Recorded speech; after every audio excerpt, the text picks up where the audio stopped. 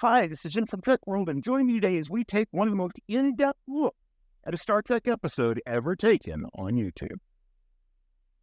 All right, we're all familiar with bloopers, but what we're going to take a look at today isn't just bloopers.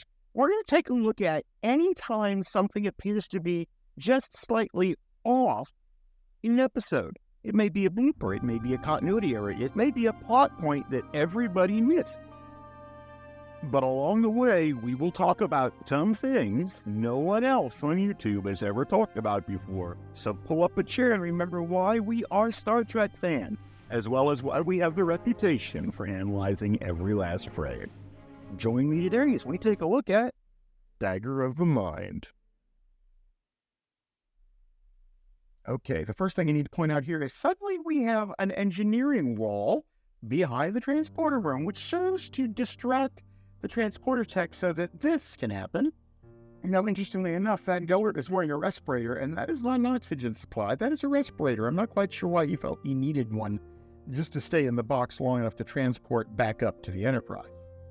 And if you thought that the concept of escaping from prison by hiding into a box was science fiction, well, then let me introduce you to Mr. Carlos Ghosn. And then meanwhile, back on the bridge, Lieutenant Leslie is wearing an ensign's uniform. Ladies and gentlemen, this is why red shirts die. This security guard is sent to the bridge because there's an intruder on board. So he comes to the bridge, stands with his back to the turbo lift, not to the wall, but still cannot hear the turbo lift arrive or open before Van Gelder gets out, karate chops him one time, and removes the red shirt from the equation. If you have any videos, photos, or documents that you would like to donate to us, please feel free to send them to jim@trek-world.com or submit them via the web at submit.trek-world.com.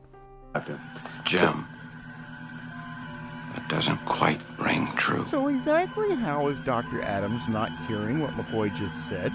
Dr. Adams, please stand by.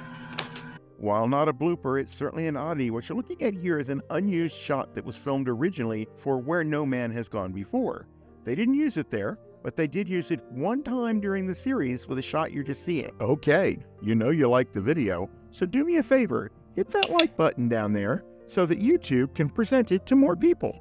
It actually shows the left side of the Enterprise as it pulls away from us. They achieve this effect by actually just flipping the film and then also putting on reversed numbers on the nacelle so that as it pulled away from us, we could still read it correct. Notice that in this shot, as Kirk and Dr. Noel actually approach the turbo lift, it's a solid floor with a hallway. You can clearly see there's no seam between the turbo lift door and the hallway door. But while we're here, before we leave the scene, we might as well see Jim love him and leave him Kirk in his natural reaction to an unexpected event in a turbo lift. So take a peek at this control panel. There's an off button that lights up when the unit is off, but nothing shows when the unit is on.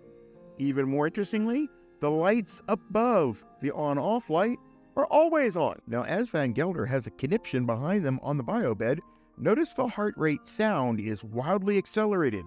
No! No!